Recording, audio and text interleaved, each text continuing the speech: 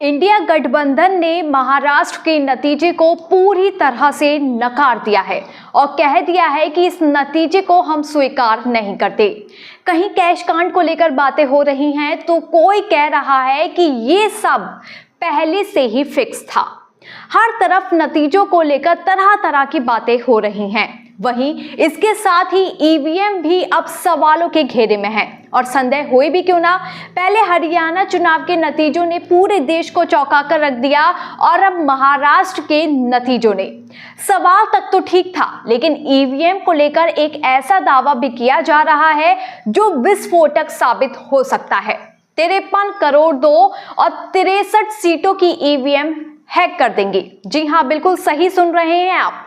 महाराष्ट्र चुनाव में एमडब्ल्यूए सांसद को हैकर का ऑफर आया था, जिसने ये सब कहा है। आखिर क्या है ये पूरा मामला, वीडियो के आखिर तक जरूर सुनिएगा। नमस्कार दोस्तों, मैं हूं आपके साथ समृद्धि भटनागर और सभी का स्वागत करती हूं NUBT न्यूज में। महाराष्ट्र की राजनीतिक कुर्सी का फैसला हो गया है। दोनों ही दलों के लिए हर एक सीट पर जीत का परचम लहराना बेहद अहम था और इन्हीं में से एक सीट थी अणुशक्ति नगर विधानसभा सीट, जिस पर लोगों की निगाहें टिकी हुई थी। आपको मैं यहाँ बताना चाहूंगी कि यहाँ से बॉलीवुड एक्ट्रेस स्वरा भास्कर के पति फहद अहमद चुनावी मैदान में थे और इस सीट पर फहद का मुकाबला राष्ट्रवादी कांग्रेस पार्टी की सना मलिक से था, जिसमें उन्हें करारी हार का सामना करना पड़ा है। ऐसे में अब एक्ट्रेस ने अपने पति की हार को लेकर कुछ ऐसा कह दिया जिसे लेकर वे चर्चाओं में हैं और अब चर्चाओं का बाजार भी गर्म हो चुका है। दरअसल स्वरा ने सीधे तौर पर चुनाव आयोग को घेरा है और उनसे ही जवाब की पेशकश की है। इसके साथ ही स्वरा भास्कर ने हार को लेकर ईवीएम पर भी सवाल उठाए हैं और चुनाव आयोग से इसका सीधा जवाब मांगा है। सिर्फ स्वरा ही नहीं, ईवीएम को लेकर सवाल उठाने वालों की जो संख्या है उसमें इजाफा होता दिख रहा है। जी हां, एक बार फिर से ईवीएम को लेकर कई सवाल उठे हैं, लेकिन पहले स्वरा ने क्या कुछ कहा है वो आपको बता देते हैं। दरअसल स्वरा भास्कर ने एक्स पर पोस्ट करके ईवीएम मशीन पर सवाल खड़ा किया है। स्वरा भास्कर ने एक्स पर पोस्ट करते हुए लिखा कि पूरा दिन वोट होने के बावजूद ईवीएम मशीन 99% कैसे चार्ज हो सकती है? इलेक्शन कमीशन जवाब दे। अणुशक्ति नगर विधानसभा में जैसे ही 99% चार्ज मशीनें खुली, उसके बीजेपी समर्थित एनसीपी को वोट मिलने लगे। आखिर कैसे? इस क्रम में सिर्फ स्वरा भास्कर ही नहीं है जिन्होंने ईवीएम पर सवाल उठाए हैं। उनके पति फहद अहमद ने भी ईवीएम पर सवाल उठाते हुए एक्स पर एक वीडियो भी शेयर किया था, जिसमें वो कहते दिख रहे हैं कि जिन ईवीएम से चुनाव कराया गया उनकी बैटरी 99% कैसे हो सकती है। पहले आप जरा इस वीडियो पर नजर डालिए। मेरा नाम फहद अहमद है। मैं शरद चंद्र पवार साहब एनसीपी गठ से 172 अणुशक्ति नगर विधानसभा का उम्मीदवार था। जैसा कि आप इलेक्शन कमीशन की वेबसाइट पे देख रहे थे, मैं लगातार जो है आगे चल रहा था। हत्ता कि 17वें राउंड तक जो है मैं आगे चल रहा था और कुल राउंड जो थे वो 19 थे। और फिर एक मिस्ट्री चालू होती है कि जो ईवीएम सुबह वोटिंग के दिन सुबह 7 बजे से लेके शाम को 6 बजे तक चली थी, उनकी 99% बैटरी निकलती है और वो 99% बैटरी जहाँ जहाँ निकलती है उसमें मेरी जो सामने वाली उम्मीदवार हैं सना मलिक जी, जो सुबह से यहाँ नहीं आई थी, शायद उनको अंदाज़ा था। हम लोग यहाँ 5:30 बजे आ गए थे, लेकिन वो अब तक यहाँ नहीं आई थी, शायद उनको अंदाज़ा था। लेकिन जिस तरह की शायद महाराष्ट्र के अंदर जिस तरह की भी चीज़ें चल रही थी, उस घटना के बाद जो रुख महाराष्ट्र की राजनीति में हो रहा था, 99% की जो ईवीएम निकल रही थी उसमें मेरे से उनको डबल वोट मिल रहा था और बूथ पे वो मुझसे पीछे चल रही हैं। लेकिन जैसे ही कोई भी ईवीएम खुलती है जिसमें 99% बैटरी है, उस ईवीएम को कहीं ना कहीं किसी ना किसी तरीके से उसमें डबल ट्रिपल का मार्जिन सना मलिक जी लेके चल रही हैं। ये बहुत ही चिंता का विषय है। मैं इलेक्शन कमीशन को अभी लिख रहा हूँ रिकाउंटिंग के लिए और मुझे पूरी उम्मीद है कि ये जो 99% बैटरी का जो मिथ है उसको लेकर कोई ना कोई जो है कारण और कोई ना कोई जो है जांच बैठाई जाएगी और उस जांच से पहले किसी भी तरह के रिजल्ट की घोषणा नहीं होगी। बहुत बहुत धन्यवाद। यहाँ आपको मैं बता दूं कि स्वरा और फहद ने ईवीएम की चार्जिंग को लेकर जो दावा किया है कि कोई पहला मामला नहीं है। इसी साल अक्टूबर में हरियाणा चुनाव की काउंटिंग के बाद कांग्रेस ने भी यही मामला उठाया था। कांग्रेस महासचिव जयराम रमेश का कहना था कि कुछ कांग्रेस उम्मीदवारों ने बताया कि पार्टी 60 से 70% बैटरी चार्ज वाली ईवीएम पर जीत रही है, लेकिन 99% बैटरी चार्ज वाली ईवीएम पर हार रही है।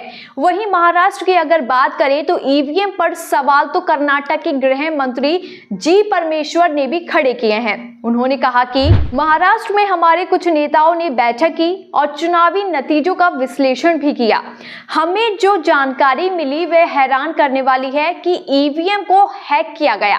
हर एक निर्वाचन क्षेत्र में नहीं बल्कि चुनिंदा तरीके से ऐसा हुआ। जी परमेश्वरी ने आगे ये भी कहा कि मुझे लगता है कि उन्होंने ईवीएम को हैक कर दिया था। अगर यह सच है तो हमें इस पर कुछ कहने की जरूरत नहीं है। हम इसे लेकर चुनाव आयोग से अपील करने जा रहे हैं। आपको बता दें कि कांग्रेस अध्यक्ष मल्लिकार्जुन खड़गे ने भी सोशल मीडिया मंच एक्स पर पोस्ट किया। महाराष्ट्र के नतीजे अप्रत्याशित हैं। पार्टी इस परिणाम के तह में जाकर असली वजहों को समझने की कोशिश कर रही है।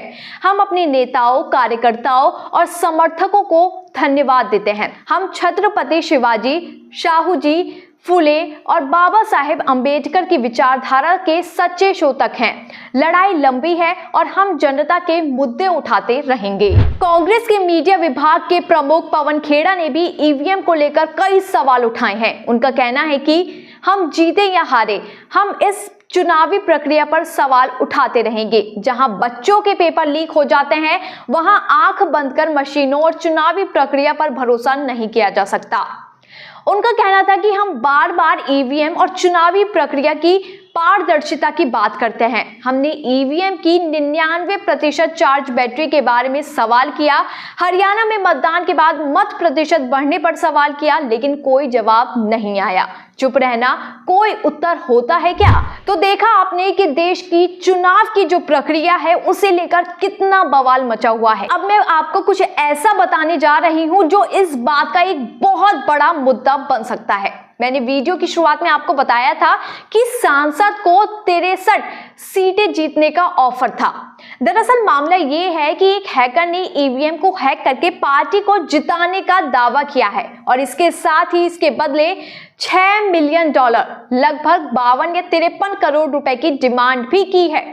दरअसल अमेरिकी सुरक्षा विभाग की तकनीकी का इस्तेमाल करके ईवीएम हैक करने का दावा करने वाला सैयद शुजा महाराष्ट्र के नेताओं को फोन कर रहा था और उनकी पार्टी को ईवीएम हैक करके चुनाव जिताने का लालच भी दे रहा था। उसका दावा था कि वह अमेरिकी रक्षा विभाग में कॉन्ट्रैक्ट पर काम करता है। इसे लेकर जांच हुई, पूरे मामले की पड़ताल भी की गई। इसमें पता चला कि शुजा के दावे ईवीएम हैकिंग के तकनीकी पहलुओं तक सीमित नहीं थे।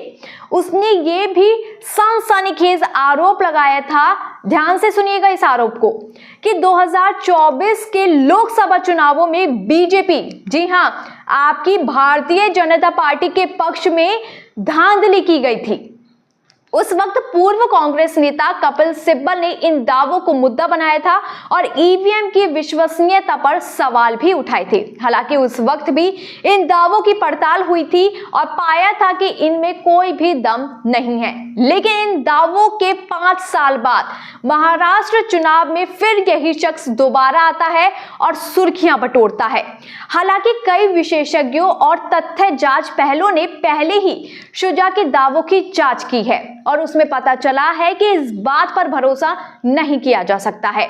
ईवीएम विशेषज्ञ हरि कृष्ण प्रसाद ने शुजा के तर्कों को इलॉजिकल बताया है और उसके दावों पर भरोसा नहीं किया जा सकता, ऐसा भी कहा है। लेकिन सबसे जटिल और सबसे ही अहम सवाल ये है कि आखिर सच क्या है? क्या सच में भारत में ईवीएम मशीनें हैक की जा सकती हैं? भारत की अलग अलग अदालतों में इस मुद्दे पर कम से कम 7 मामले चल रहे हैं, लेकिन चुनाव आयोग हर मौके पर इन मशीनों को हैकिंग प्रूफ बताती है। भारत के चुनाव में लगभग 16 लाख ईवीएम मशीनें इस्तेमाल की जाती हैं और ऐसी हर एक मशीन में अधिकतम 2000 मत डाले जाते हैं, यानी कि एक मशीन में आप 2000 वोट डाल सकते हैं।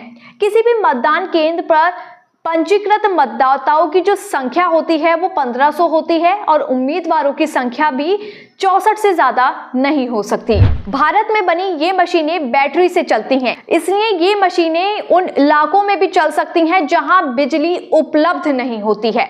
इन मशीनों के सॉफ्टवेयर्स को एक सरकारी कंपनी से जुड़े डिजाइनर्स ने बनाया है। चुनाव आयोग के मुताबिक ये मशीनें और इनमें दर्ज रिकॉर्ड्स को किसी भी बाहरी समूह के साथ साझा नहीं किया जाता है। ईवीएम को लेकर हर चुनाव में हेराफेरी होने की बात कही जाती है। हारे हुए दल इसके हैकिंग का आरोप लगाते हैं, तो वहीं जिस दल ने जीत हासिल की हो वो दूसरे दल पर हार का बहाना बताने का आरोप लगाता है। लेकिन महाराष्ट्र की अगर बात करें तो जो ईवीएम को लेकर इंडिया गठबंधन आरोप लगा रहा है उसमें थोड़ी सी भी अगर सच्चाई है तो इस बात पर मुहर लगनी भी तय है, जो ये कहते हैं कि भारतीय जनता पार्टी यानी कि बीजेपी चुनाव जीतने के लिए किसी भी हद तक जा सकती है। अपनी इस मामले को लेकर राय जरूर दीजिए और देखते रहिए NUBT न्यूज।